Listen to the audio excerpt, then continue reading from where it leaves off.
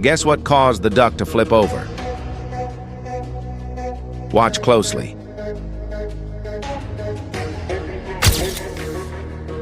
This is the peregrine falcon, the fastest flying bird in the world, and the inspiration for the B-2 Spirit bomber. Its normal cruising speed is only about 60 miles per hour. But when hunting, it folds its wings and dives vertically downward. During this process, its speed can reach 250 miles per hour like a bullet. The prey has absolutely no chance to dodge.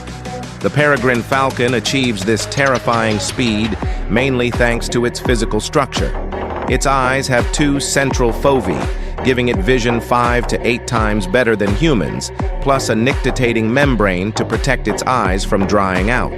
When diving, its wings curl like sickles, minimizing air resistance.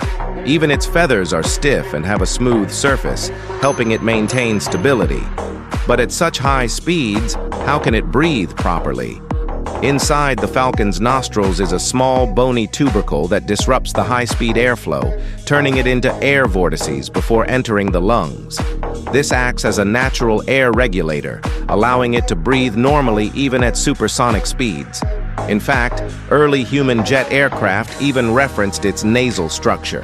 When diving, the peregrine falcon's sharp talons play a crucial role in capturing prey. Its long, strong claws can not only suffocate the prey, but also lock onto it at the last minute, preventing any chance of escape. Thanks to the masterpiece of design bestowed by nature, the peregrine falcon is practically the ruler of the sky. No rival wants to pick a fight with it.